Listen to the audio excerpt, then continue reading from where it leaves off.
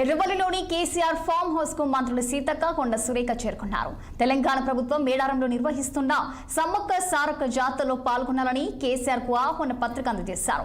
అనంతరం కేసీఆర్ కు అమ్మవారి పట్టు వస్త్రాలను అందజేశారు. ఈ సందర్భంగా మంత్రులు మాట్లాడుతూ సమ్మక్క సారలమ్మ జాతరకు దేశ విదేశాల నుండి భక్తులు వస్తారని తెలిపారు.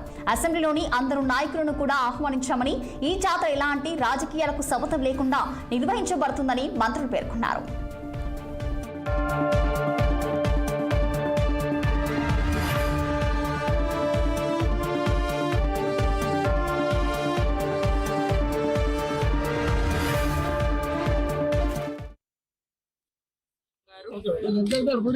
ఆపోజిషన్ లీడర్ గా ప్రతిపక్ష నేతగా ఉన్నటువంటి కేసీఆర్ గారిని కలిసి మరి జనవరి 28 నుంచి 31 వరకు జరిగేటువంటి మన రాష్ట్ర పండుగగా, మరి దేశ విదేశాల నుంచి కూడా ఎంతో మంది భక్తులు వచ్చేటువంటి పండుగ, మరి కొంగు బంగారంలా కోరిన కోరికలు తీరుస్తున్నటువంటి సమ్మక్క సారలమ్మ మహాజాతర జరుగుతున్న సందర్భంగా మరి మాజీ ముఖ్యమంత్రి గారు గౌరవ శ్రీ కేసీఆర్ గారిని నేను, మా అక్క సురేఖ అక్క గారు, అదేవిధంగా ఇక్కడ ఆకాంక్ష గారు, మన జిల్లా అధ్యక్షురాలు, మా ములుగు జిల్లా అధ్యక్షుడు డిసిసి మా పైడాకల అశోక్ గారు, మేమందరం కలిసి రావడం జరిగింది.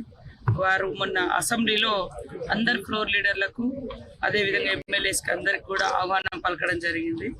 కాబట్టి ఆ రోజు మరి మేము కేసీఆర్ గారు టైం అడగడంతో ఈరోజు వారు మాకు టైం ఇచ్చారు. ఆ టైం ప్రకారం ఇలాంటి రాజకీయ సంబంధాలు కాదు, ఇది ఒక ట్రెడిషన్, ఒక సాంప్రదాయబద్ధంగా నిర్వహించుకునేటువంటి జాతర.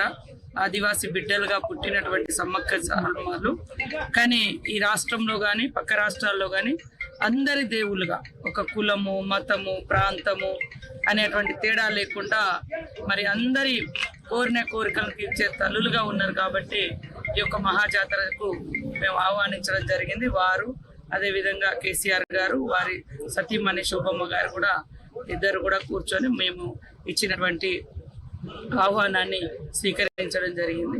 మాజీ సీఎం గారు